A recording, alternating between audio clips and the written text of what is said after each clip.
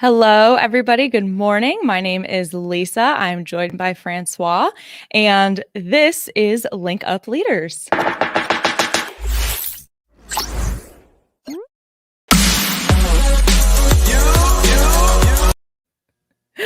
love that new little intro. I know. Please let us know what you think of it in the comments. And today we are joined by none other than the founder of the India Sourcing Trip, and she will also be talking about the India Sourcing Network, Meghla Bhardwaj. Meghla, good evening to you. How are you? I'm doing well. Thank you so much, Lisa, Francois, for having me on your podcast. I love the music that you have on there and the logo. That looks really classy. Yeah. Isn't that fun? Thank you. Good Yay. job. Thank you for letting us debut that on your episode. And also, I forgot to mention, Meghla is the host and producer and all-around lady boss of the Asian Seller podcast. So if you guys haven't checked that out, check it out. We'll be sure to link it in the comments of this video on YouTube and also on the audio experience as well. So I had to get that plug also. So thank you for that. Thank you. But so today we just kind of want to talk about sourcing from India. So how it differs from sourcing from China, some of the things that maybe folks don't think about when they decide to source from India. So what are some of the nuances that folks need to be aware of? Or if you want to give a brief introduction of yourself, I don't know. You guys, I'm so hyped up this morning. I see that. Well, Yes. how about this? Meghla, you've been doing this for a while. Yeah. How long have you been, I guess, working with Indian manufacturers and, I guess, sourcing from India? So overall, I started working in the sourcing industry 20 years ago. That was in the year 2000. I started in India. And then after working in India for a couple of years, I moved to the Philippines. And that's when I started working with China. And then I lived in China for about 9 years, worked with Chinese factories there. And then for the last 3 years or so, I've been focused on India again. So sort of come full circle now.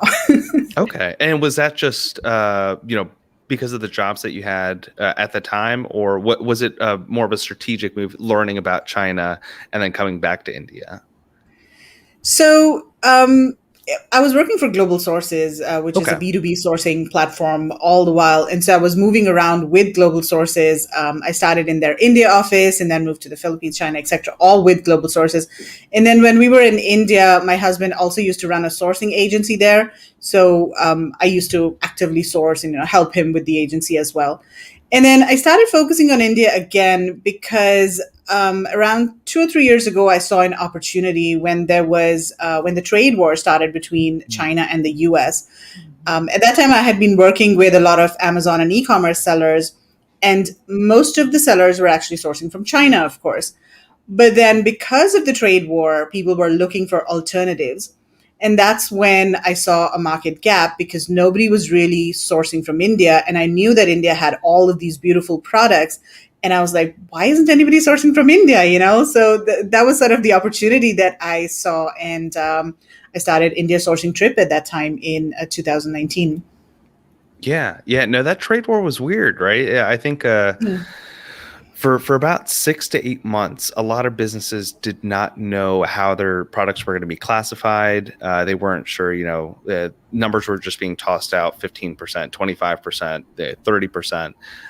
And then a big misconception that I saw a lot of businesses have, and particularly newer businesses and newer entrepreneurs, and it was a lot of media that was pushing it, was that China was going to foot the bill for the products, which is a huge misinterpretation, right? It's actually the importers, which are the Amazon sellers and the businesses that are buying these products, that are footing that bill. And I think it was really to decentivize them from continuing to work with China. And so I see where there would be a huge opportunity, specifically with India, because I know when I was on your show, we talked about sort of this China plus one. China is humongous when it comes to mass production, and India is definitely on the rise. But I guess what changes have you seen over the past decade that's putting India in this new position?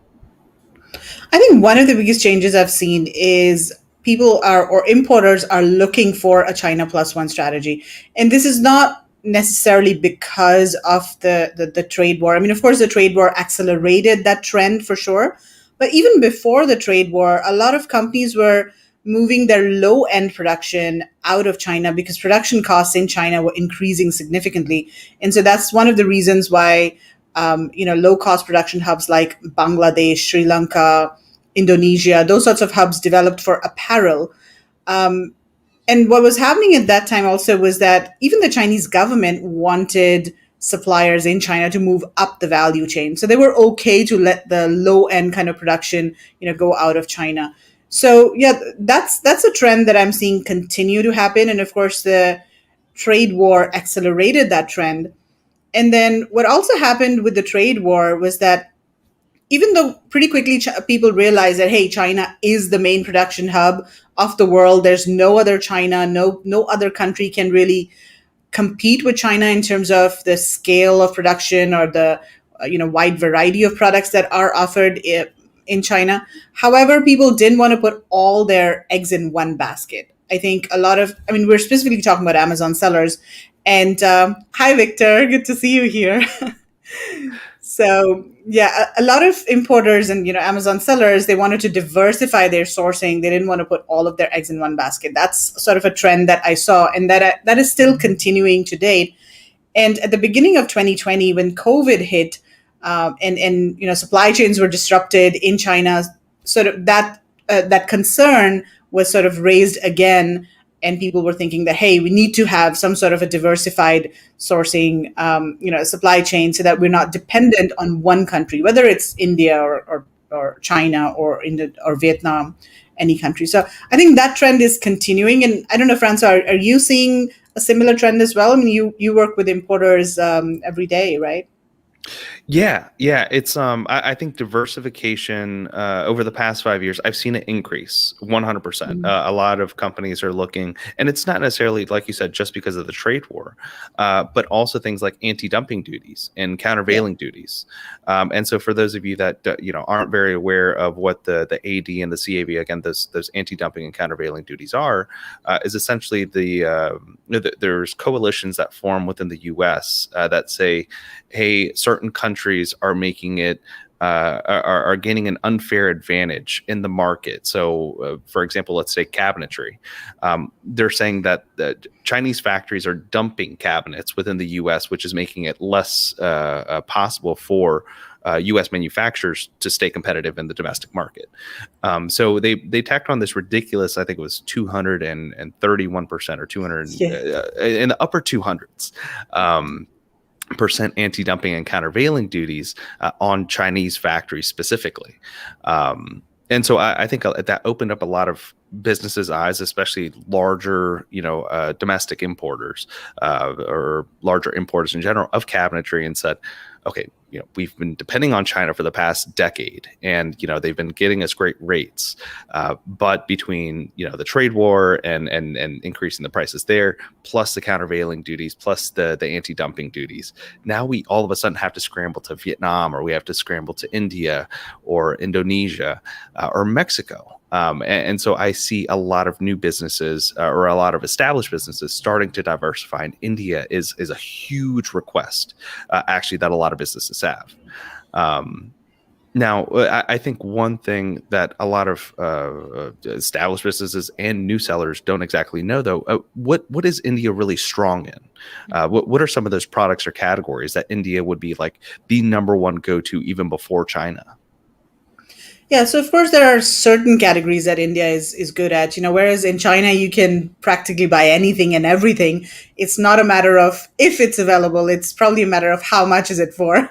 Right. But India specializes in certain categories, and one of the biggest categories from India is cotton. So India is the second largest producer of cotton in the world, and so there's a lot of cotton apparel, furnishings, cotton fabrics that are going out of India. So that's one of the biggest categories. For Amazon e-commerce sellers, particularly home goods or home decor items that are made from metal, wood, ceramic, glass, those kinds of materials, all of the naturally occurring materials, those are more attractive product categories.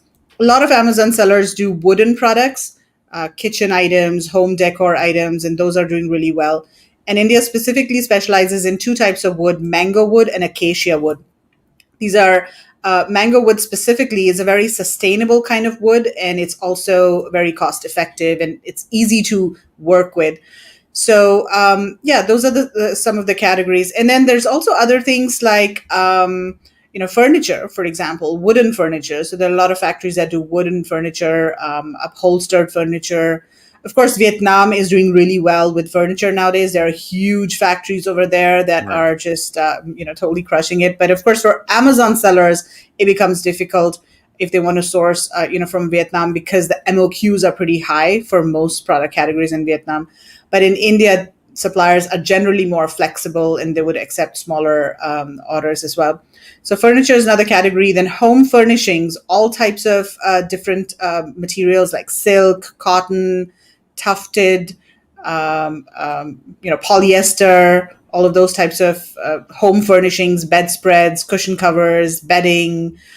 And there are a lot of very beautiful finishes and also very interesting embellishments that you'll find on these fabrics. For example, there's hand embroidered fabrics, or there's beaded fabrics, for example. So a lot of very innovative kind of materials and fabrics coming out of India for home furnishing specifically.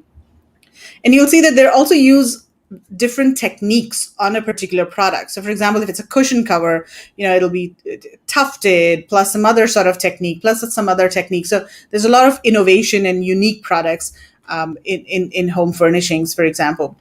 And then metal, of course, is a big product category as well. So there's home decor products, kitchen items made from metal as well.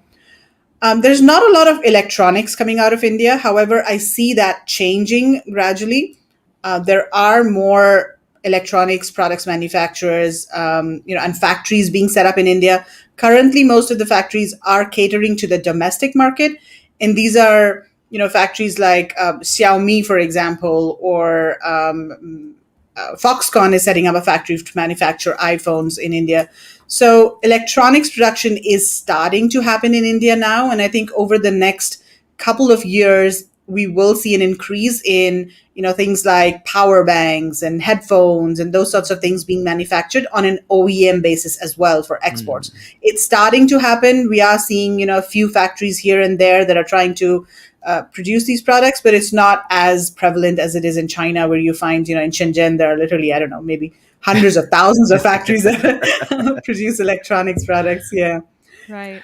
Let's see, what other categories are there? Bags, backpacks, baby backpacks, those leather. Oh yes, genuine leather is a huge product category as well. And in genuine leather, there are a couple of different product categories. So there's apparel. And for apparel, of course, you need a softer kind of leather. Then there is equestrian products, for like horses and saddles and reins and all of those things. Huh. Then there's also leather footwear, leather belts, wallets, those kinds of things. And then there are specific production hubs in India for different types of leather products as well, depending on what type of leather is available locally.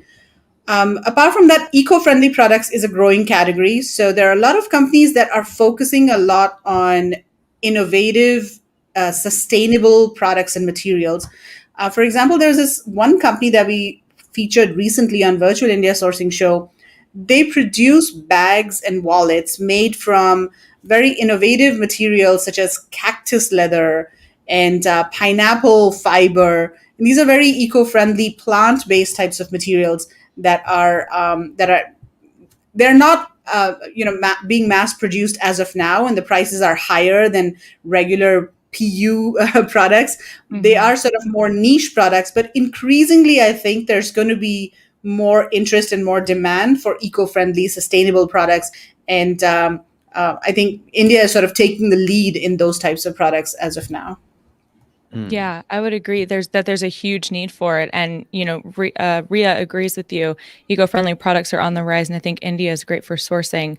And then Victor also comments, "We dig the mango wood. Has a nice color and grain character." I actually haven't heard of the mango wood before. Is it a sustainable solution because it just grows very quickly and it's really easy to make into a bunch of different items? Is that what it is? So the reason it's sustainable is because the mango trees are mostly grown for their fruit. right? So after about 12 to 15 years, when the tree stops bearing fruit, that's when it's cut down. And it does not bear any fruit anymore. So it's sort of lived its life and it's cut down. And then because it's a fruit bearing tree, more of them are planted, faster. And I guess because they have this sort of commercial benefit as well, right? Because they sell the mangoes. So that's why it's sustainable and it grows pretty fast. I mean, unlike some of the other trees like, I don't know, teak or, some of the other more the hardwoods, they take a longer time to grow, but a mango tree can reach maturity in about 12 to 15 years. Oh, wow. That is pretty quick as far as trees are concerned. Because I think, isn't it like the California redwoods that take years and years and years? Yeah, tens of They are massive. That's true. Yeah. Mango trees are not that huge.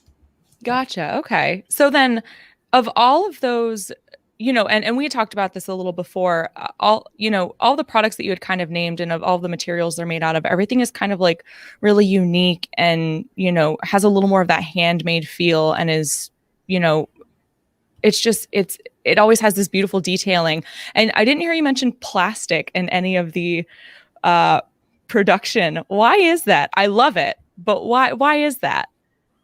So I think the number one reason is because China does plastic so well. They have, huge economies of scale as far as producing plastic products is concerned. So I don't think any country can really compete with China, when it comes to plastic. There are, of course, plastic products being manufactured in India, but it's, again, mostly for the domestic market, basic kind of products. But if you do want plastic or silicone or any of those kinds of materials, then China is the place to go. Yeah, India is focused more on naturally occurring materials.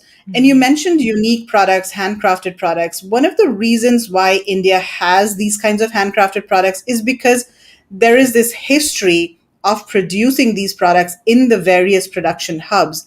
And, there are skilled artisans that actually specialize in creating products from specific materials. And the skills were transferred from one generation to another, and so it's sort of a skill that has been there in India, and now there are factories that are using these artisans to produce products on a mass scale and exporting them. So to give you some examples, there's a city in India called Moradabad that is known as the metal production hub of India, and there are lots of artisans that specialize in handcrafting products from brass and iron and a lot of different types of materials. And they have been doing this for, I don't know, a couple hundred years. They started when the Britishers were ruling India in the early 1900s or something. Wow. And so those industries have sort of developed and they have stayed on in these cities. And now they have, these products are also being exported. And of course, they're used domestically as well. But the entire industries, manufacturing industries, have been created around these arts, right? I mean, it's sort of a craft kind of thing, handmade, artsy kind of thing. But it's not really, done on a very small scale. It's handicrafts, but done on a large scale. Yeah. And so when you say these production hubs, like all I know to equate to is China, right? And so isn't it like Foxconn or I showed you that documentary one time, Francois. It was called like Factory City. Like this factory owns an entire city and everybody like lives within the city and the kids go to school like at the factory kind of in a separate building. But like, so when you say production hubs, how do you mean? How is that different, like kind of culturally and operationally from what a lot of people know and equate it to in China? So production hubs, I just mean cities that specialize in certain kinds of products. And in India, the specialization is based on material. So for example, as I mentioned, Moradabad, that's known for metal production. Metal. Okay. There's another city, Saharanpur, that's known for wood products. And then there's another one, Khurja, which is known for ceramics. And there's another one for glass. So most of these cities have production hubs or have factories that specialize in certain materials because there's local availability of that specific material, or because there are skilled artisans that can actually produce products. There are also certain hubs that the government has developed. So for example, The capital of India is Delhi, and there's a satellite town, Noida, that the government is trying to develop as the electronics manufacturing hub. So a lot of the mobile phone factories, for example, are being set up in that city. So there are certain cities that the government is developing. Cotton is another example. So there's a production hub in the south known as Tirupur, and a lot of the cotton is actually produced in South India. So that's why Tirupur has sort of developed as the main production hub for cotton apparel and textiles. So while in China, most of the production cities or centers are, are by product. So for example, there's a toys production hub, or there's, a city that manufactures all types of toys. And then, of course, Shenzhen and Guangdong are known for electronics, all types of electronics products. Mm-hmm. Then you have Ningbo, in Zhejiang, that's more appliances, plastic sort of products. And then Fujian for apparel. So, I mean, it's similar in India, but a lot of the specialization is based on material, whereas that's not necessarily the case in China. Right, and that's all about upstream supply chains, right? It's in those major cities in China, they usually will find like 10 people that are making the exact same tumbler because they all share the same, material suppliers. I equate that same thing to India, where the cotton is made in the South because it's so available in the South. Now, when sourcing from India, is there anything like Alibaba? Oh, I guess Global Sources is something like Alibaba, right? It's a marketplace where suppliers can go on. Do they also have suppliers from India that can go on there? Yes. So in fact, both Alibaba and Global Sources have suppliers from India. And most people don't know this, and I'm quite surprised. But actually, so I started working in Global Sources 20 years ago, and they had an office in India even before that. So they've been in India for, over 25 years. Alibaba, of course, was established in the late 90s, but soon they established their office. I mean, they set up an office in India as well. So both companies have offices in India. They're very actively recruiting suppliers. Of course, most of the suppliers on both of these directories are from China. There's a smaller percentage of Indian suppliers. But what you should do is, if you are looking for Indian suppliers, or in fact suppliers from any other country on these two platforms, after you do a search, then use the supplier location filter. It's usually on the left-hand side or maybe at the top. And, select the specific country, India, Vietnam, Indonesia, whatever. And, you'll be able to see suppliers from other countries. And then just to continue, how to find suppliers in India, that's a common question that people ask. So I would say, first of all, start on Global Sources and Alibaba. Those are the two main platforms to start on. You can also just Google suppliers, because Google, as a search engine, is not blocked in India. So a lot of the top, exporters, their websites are indexed on Google. Unlike China, they may or may not be indexed. When you're doing a search on Google, you'll come across this website called India Mart a lot. And India Mart is basically the local or the domestic version of Alibaba.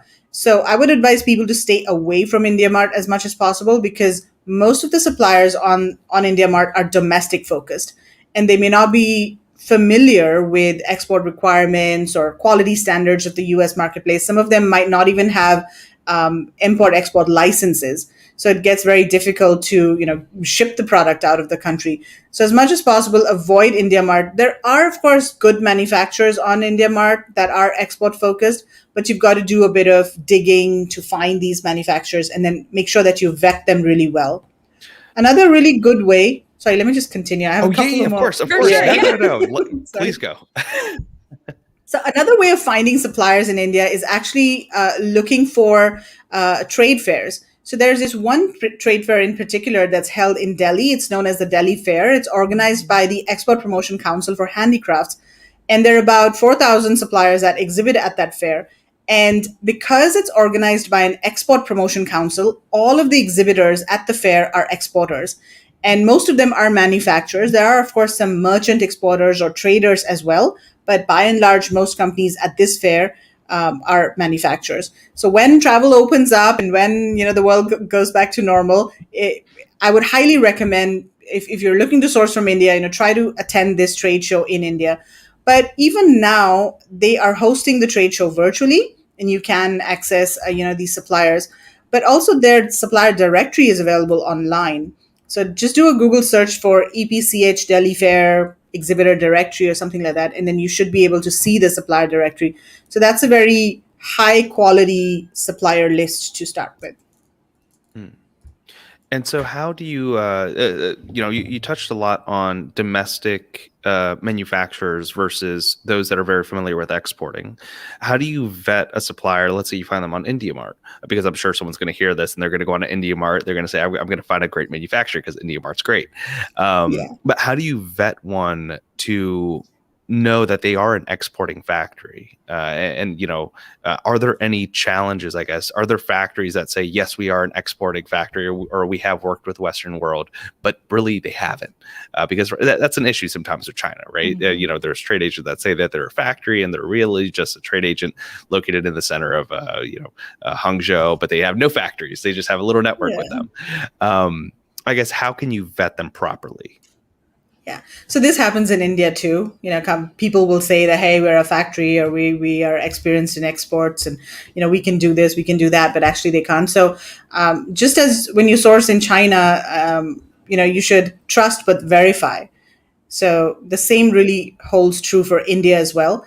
And when you're vetting a company, there are three things that you need to look for. First of all, you need to check if it's a legitimate company, because unfortunately there are some bad actors out there, fly by night operators, who are just trying to make a quick buck. And when they see that, importer looking for products, he has no idea what to source, where to go, they try to cheat you. So first of all, you have to make sure that it's a legitimate company that you're dealing with. Second of all, if it is important for you to source from a manufacturer, then you want to make sure that they are really a manufacturer and they have a factory. And manufacturing in India is not necessarily done the way it's done in China. There are a lot of companies in India that have that outsource a lot of the basic production processes, and then they do the finishing and packaging and quality control, etc., in-house. In fact, a lot of the handcrafted products are done this way because the artisans that work on these products, they work from home, or they go to these community centers where they work on specific products. And so the maybe, for example, let's say it's a metal tray. The basic structure of the metal tray may be created outside of the factory, and then the or semi-finished product is brought into the factory and it's polished and it's finished in the factory and then QC'd and packaged and everything. That's very common, especially with the small and mid-sized factories. Of course, there are large companies in India that do everything in-house, and they hire artisans on a full-time basis, and the artisans come into the factory and do the work there. So that's the second thing. Make sure that they are a manufacturer. And then thirdly, you need to check that they have an export license. So there are different ways of checking all of these three things. For most companies, or for all companies actually, they have two certificates that are given to them. One is their company registration certificate, and the other is a GST certificate. So you can actually ask for these two numbers, and then there are databases, government databases online, that you can just input these numbers into, and then you'll get some basic information about the company, like when they were established, who are the directors, what's the startup capital, what's the nature of the business. If you look on the GST number, you'll actually also see when they have filed their GST, the taxes, when they have filed it. Of course, you won't see how much they have filed, but you'll see it. You'll see, the actual date when they have filed it, because in India, you're required to file GST every month. And so if you see that, a particular supplier has not filed their GST for a certain number of months, or they're skipping certain months, then you know that that's a red flag, because maybe they're not doing business in those months. So that's one way. Just ask for their GST numbers and company registration numbers, and then check these. The advantage of sourcing from India, one of the advantages is that these websites are in English, so you can easily check this information. Whereas in China, this information is also available, but most of the websites are in Chinese. Mm-hmm. So if you're an overseas importer, it's difficult to do that. And then, of course, you can just do a Zoom call with them, or ask them to show you the factory while you're on a Zoom call. a lot of the companies that are actual factories will have certificates. So, for example, ISO certificates or SEDEX. So you can ask for those types of certificates as well if they are factories. There are certificates that the government gives to exporters, especially if they export a certain value of products. So, for example, it's known as Star Export House. So, if a company has a 1 star, that means that they export a certain amount every year, and then 2 star, 3 star, 4 star. So it's sort of tiers. And so, if a company does have that certificate, then you know for sure that this is actually an exporter. So there are different ways of checking, and in my Facebook group that I run, Sourcing from India, I've actually done a very detailed post about this, talking about how to vet suppliers. So yeah, in case anyone's interested, reach out to me, or you can look at that post as well. And is that an open group? Sorry, I'll just go ahead and put it in the comments. Is that an open group that people can join, or do they have to request approval, or they have to. Anybody can find it. But then, they have to request to join, and then we will give them approval, or let them join. Gotcha. I'll go ahead and just link that in there for everybody. Thank you. And I guess a follow-up question to that is, so would you recommend, and maybe you covered this in the Facebook post, but how would you recommend going about getting all these documents from the factory? Because I would imagine just ask them. Yeah, really? Just ask. They're totally absolutely. In fact, a lot of them have this information displayed on their websites, like their GST number, the company registration number. They're very transparent about it. Yeah, they really don't mind. So just ask. Do they mostly have their own websites also, or are these like company pages on, let's say, Global Sources or Alibaba? So they do have their own websites. And of course, not all companies have these numbers on their websites, but it is kind of common for them to put, especially the GST number. And I think on India Mart, most of the companies have it because that's a requirement of India Mart. But just ask. That's totally fine. And even if they give you certificates like ISO, usually I haven't seen fake certificates from India, like it happens in China a lot. Happens all the time. I haven't seen it happen that much in India, but again, there are ways to cross-check ISO certifications as well against the ISO database. So, or you can just call the organization, their India office, and check if a company has a particular certificate. So, there are different ways of cross-checking documents. You can also ask for their IEC code. So that is their import-export code. And there's another database that you can check that against, and that will give you information about their export capabilities and export experience. Okay. And so if they have any of the ISO certifications, it's fairly safe to assume that they have worked with, I guess, the Western world, right? And they are more of an exporter than a domestic manufacturer, or do domestic manufacturers also get the ISO certificates? Yes, some of the domestic manufacturers might also get an ISO certificate. So that's more of a certificate to check their manufacturing capability. Right. Of course, depends on the type of ISO certificate they have. But that's not really for exports. That's more for manufacturing. Yeah. Okay. And I guess another question. And this is something that I truly want to understand myself. So this is a little bit selfish, but how do you interact with Indian manufacturers compared to Chinese manufacturers? Because it's very different with relationship building, I would imagine. The principle is the same. You should want to build that relationship, but how do you, I guess, go about doing that? So first of all, when you are sourcing from India, most of the suppliers are small and mid-sized kind of companies, especially the kinds of companies that Amazon sellers would deal with, because there are large, huge companies, but they would not entertain smaller buyers. They would, want container loads of orders before they even, start talking to you.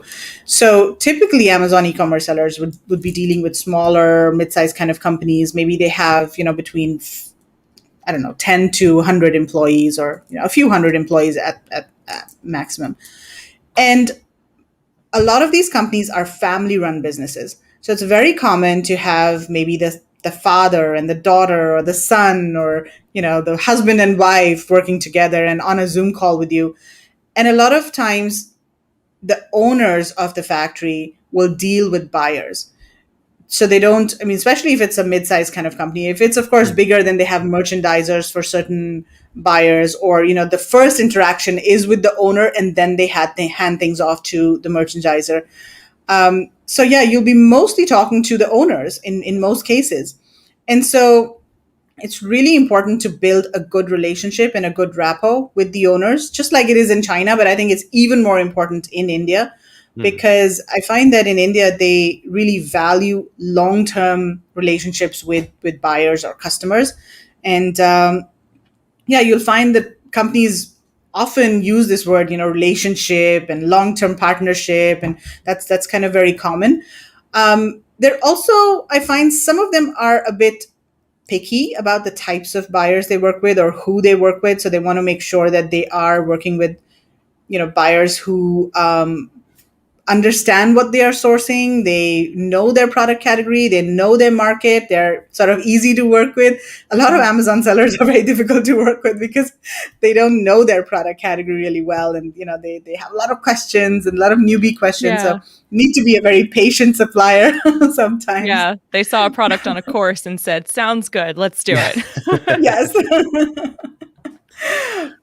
But yeah, so yeah, in terms of how do you communicate with them, first of all, I think that it's easier to communicate with them because there's no language barrier. Most companies that you will speak with, they will communicate really well in English. A lot of these companies, the kids have studied overseas in the US and the UK, and then they come back and manage the factory.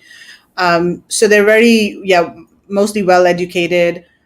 And it's sort of easier to communicate with them. You can get on a Zoom call and have a conversation about the product and explain what is it that you exactly need. In China, it sometimes gets a bit difficult to do that. Especially on a Zoom call. Of course, it varies. Some people are really fluent and comfortable speaking, whereas others are not. But in India, I find that the one problem that you will have is the accents.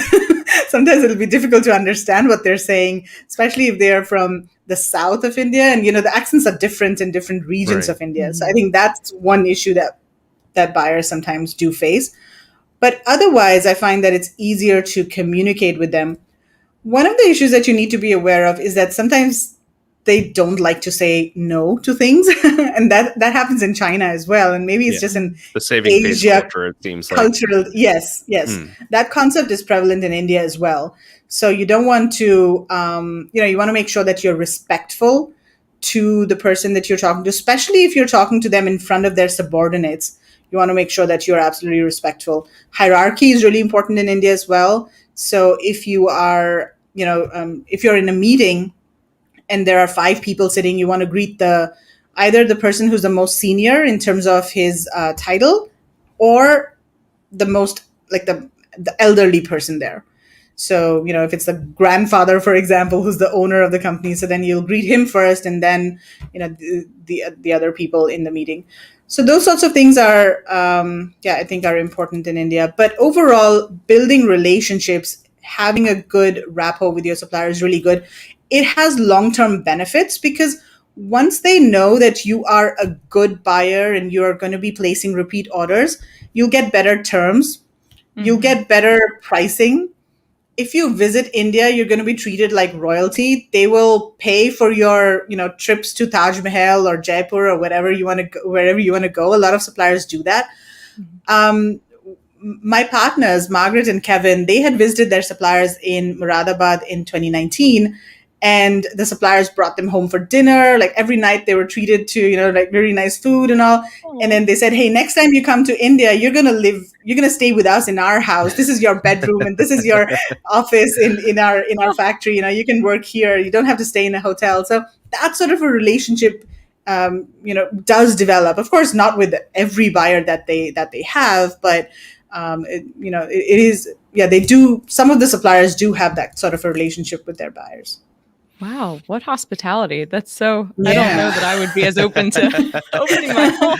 Oh, if it's in the US, it's hey, go get a hotel. There's a motel down the streat. I don't know, figure it out. Folks in the Yeah. US put their family in hotels and motels, so Yeah. that certainly wouldn't happen here.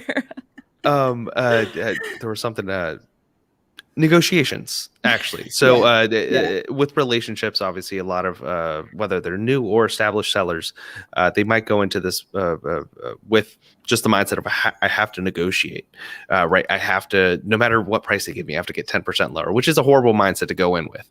To begin with, it should be, hey, I need to get this for $2 because I could sell it for $10, so I have to get it at $2. How can I make that happen? But how do negotiations happen with indie manufacturers? So first of all, they expect you to negotiate. So just like in China, they expect you to negotiate. India is the same. They mostly they do have some sort of a buffer. But of course, even I totally agree with you. I don't think sellers should have this mindset that I have to negotiate come what may. I mean, work on your own pricing, right? If the pricing works for you, if you have enough profit margin, then let the supplier make his margin as well. I mean, you want to make sure that it's a win-win for everybody. So yeah, I don't really believe in just negotiating for the sake of negotiating. But of course, if you do want to bring the price down because it's not working out for you in terms of profitability, then you should definitely negotiate. And you can negotiate on other things as well, apart from the price. It's not necessarily the price that is negotiated for. So packaging, for example, or lead time, payment terms. So everything is negotiable. And I find that Indian suppliers are more flexible when it comes to negotiating and accepting different things. So for example, MOQ, they might say that, yes, our MOQ is 500, whatever. But then if you want to do a test order, for example, they might even give you, and they might accept an order of, let's say, as low as 50 to 100 pieces. But of course, there might be a surcharge that you need to pay for that small quantity, but they are very flexible. And the reason they're able to accept these small orders is because a lot of these products are handmade. So it's not like they have to start up a machine or create a mold and all of those things for many of these products. So that's one of the reasons why they do accept low MOQs. But overall, I found that suppliers are very, very flexible and willing to negotiate, especially with long-term clients. If they see that there is a potential for a long-term business and that you are a serious buyer who knows their market and you have a long-term vision for your own brand, then they are willing to work with you and be very flexible. Okay. So a lot of it, it sounds like it comes with, first of all, understanding your business, which is very important, in understanding your market, but also storytelling, right? It's a little bit of painting that picture and explaining to them why you need that lower price, which is a mistake that I see a lot of sellers just make. They just say, I just have to have it 5 cents lower because I want it to be 5 cents lower. Like, well, why? What do you mean? Is it, can we reduce the packaging size and that way you can save on shipping maybe? Or do you just want 5 cents lower because you want 5 cents lower? And I'll tell you this story. My partner Margaret is not here, but she always tells this story. Like when she went to visit her supplier in India, they actually sat down and she showed the supplier the back end of Amazon, Seller Central, and she said, look, this is what I'm paying for PPC and this is what I'm paying Amazon in Amazon fees, and this is how expensive it is, so I'm not really making much money. And once the supplier understands how much you are making, then they can also work with you, and because ultimately they do want your business, right? I mean, of course, if especially if your product is doing well and you are a potentially long-term buyer, they do want your business. So they're, willing to work with you. If the pricing doesn't work out for them, they might have other suggestions on how to lower the price, maybe using a different material or changing some of the specifications or functions, features of the product to reduce the price, for example. Okay. So, I mean, it sounds like they're a lot more open to more of the concept and design also, as opposed to Chinese manufacturers, particularly when they're medium to large size factories. It's just, give me your CAD file, give me, this, that, everything that they could plug into their computer, plug into the machinery, and then calculate, molding and tooling. but since MOQs are lower, it's more of a handmade good item. And they tend to be, you said, smaller to medium-sized factories, so they're a lot more willing to work. I mean, there's huge benefits. It sounds like everything from this. I want to start sourcing from Yeah, India. seriously. Yeah, you should totally. Yeah. I mean, come with us to India when we I can just travel. yeah, hopefully Well, we soon. would love to. That would be awesome. I spoke to Lokesh. Do you know Lokesh? Yeah, kind of. Yeah, Lokesh. I know he was talking a lot about sourcing from India, and I see him on Clubhouse all the time.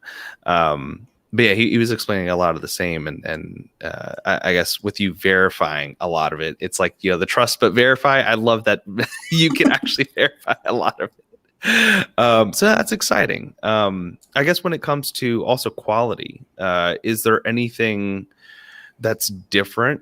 I guess when you're moving from China, or even if you're just sourcing for the first time, is there anything that you should really be emphasizing in quality? So, for example, we suggest just bring it up at the very beginning because that's what you're going to base your price on. Is that something similar in India as well?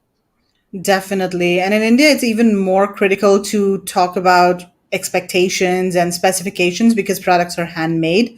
So you want to make sure that you're very clear about the sort of inconsistencies that you don't want in the products, because that happens often because products are handmade. So there are inconsistencies, maybe in terms of there might be sizing issues, for example, or maybe the colors or finishing, or there can be a lot of inconsistencies. That's one thing you need to be aware of.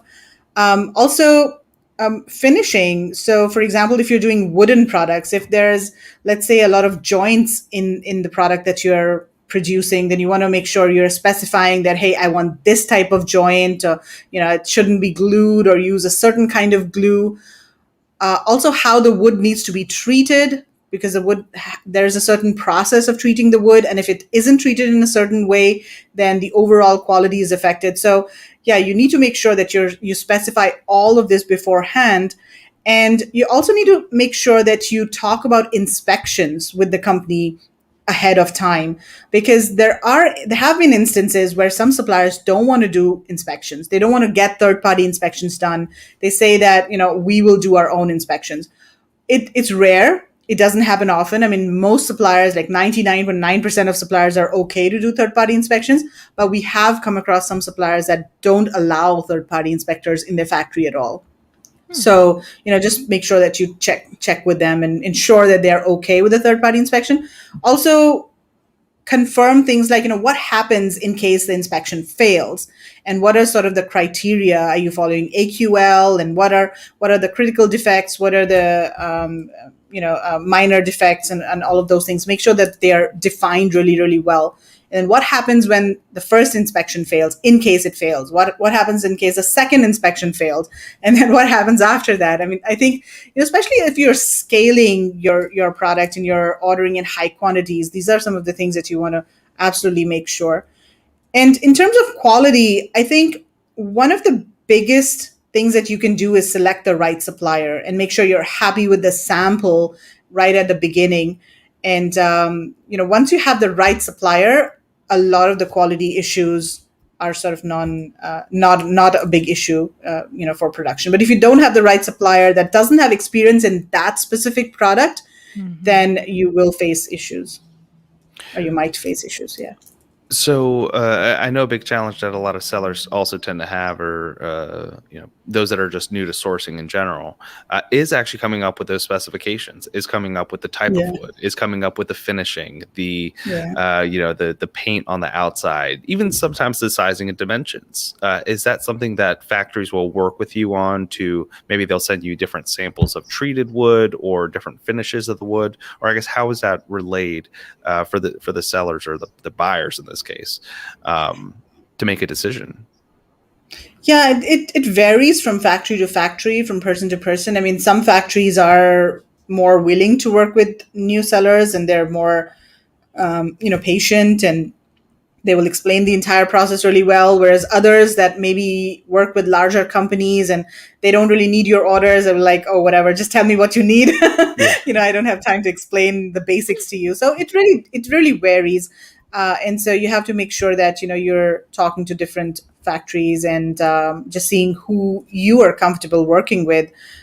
based on your experience. What you could also do is, and this really is very easy to do at a trade show. Like if you're at a trade show, you can go from one stall to another. And when you're at the first couple of stalls, you kind of ask the dumb questions. And then when you're in the third or the fourth stall, you're sort of an expert in that product and you're asking the right questions. But you can do that virtually as well. So maybe talk to a couple of suppliers and ask, basic questions. And then when you go to the third supplier, you know what you're talking about. And they sort of think that you are a professional buyer who knows his product. Right. Well, go ahead, please. Go ahead. No, I was just going to ask, is there a certain budget that sellers, in China, it tends to be a little bit large because MOQs tend to be a little bit higher, even if you get a very cheap product. Is there a certain budget that you would recommend new sellers to go in if they're sourcing from India, or some that seems promising to the factories? Yeah, I mean, for factories, of course, the higher the order value, the better. But typically I find that, and it really depends on the size of the factory as well. If it's a small, mid-sized kind of factory, maybe an order of even $2,000 would be good enough for them. And they'd be, willing to. I mean, by and large, I find suppliers, small, mid-sized suppliers, they're okay to do $2,000, $5,000 worth of orders. What many of these factories also do is instead of an MOQ, they will require an MOV, which is a minimum order value. So they'd say, okay, $2,000 and you can take however many SKUs you want. And you can do, like 50 pieces. And that's also economical for the seller because when they are shipping the product, then they're not, it costs them less per piece to ship a higher number of products. But then the issue is that if you order 50 products of 5 different SKUs, then what do you do once they're selling on Amazon? And if they start selling, then you quickly run out of stock in a couple of days. So generally we recommend that sellers, when they're sourcing from India, they should source at least 200 to 300 pieces. That's what they should start with, so that they have enough product with them when they list on Amazon. And in case the product starts selling, they can quickly go back to their supplier and place another order. Mm-hmm. That I like that minimum order value method because it seems like that would be good for just getting started for sure, but maybe one for having complementary products or creating bundles. Is that? I mean, that just seems like a good application for that from my perspective, but I'm also not a seller, so I don't know. I think bundles is a really good idea. It also depends on what the product range that's available from one supplier, because for bundles sometimes you have to buy products from different suppliers. So in that case the MOV would not work. But yeah, you're right, if you're buying products from the same supplier, it's very easy to bundle and complementary products.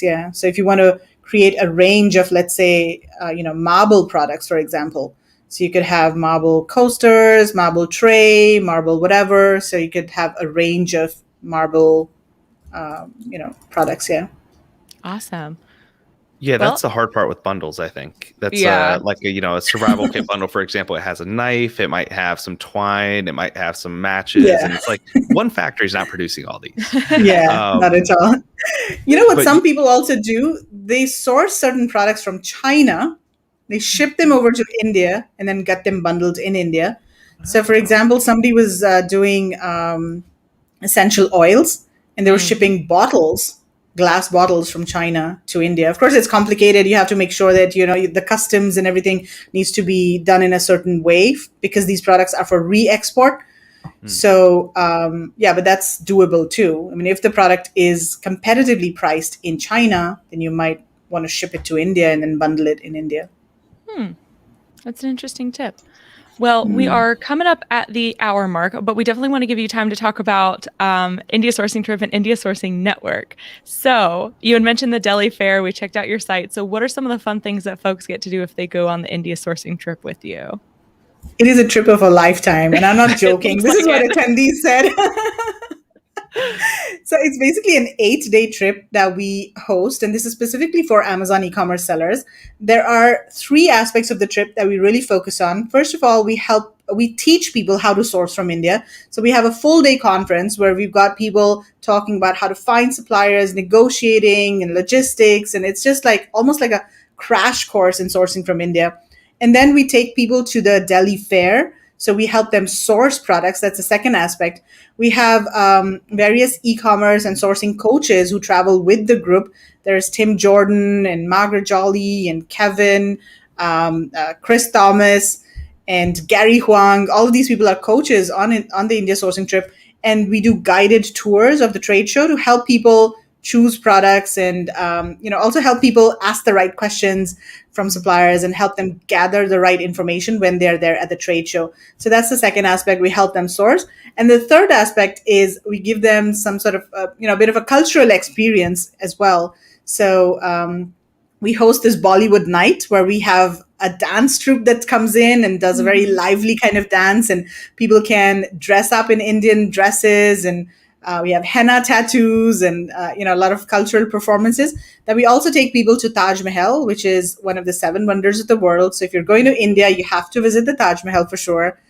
And it's basically an all-inclusive trip. So when you come on the trip, all you need to do is arrive at the Delhi airport on a certain date, and there'll be somebody waiting for you at the airport to pick you up.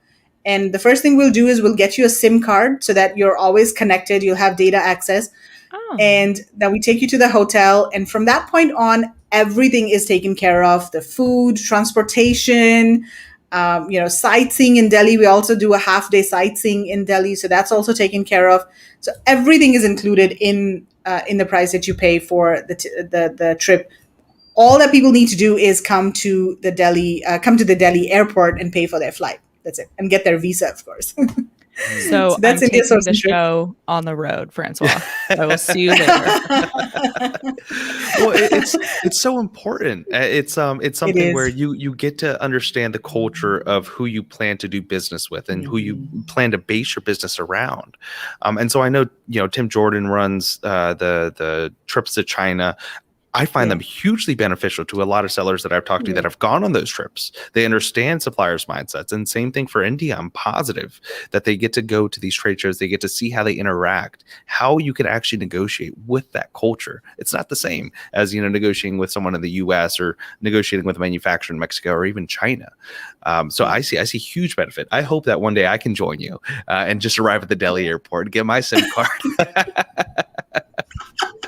That'd be awesome.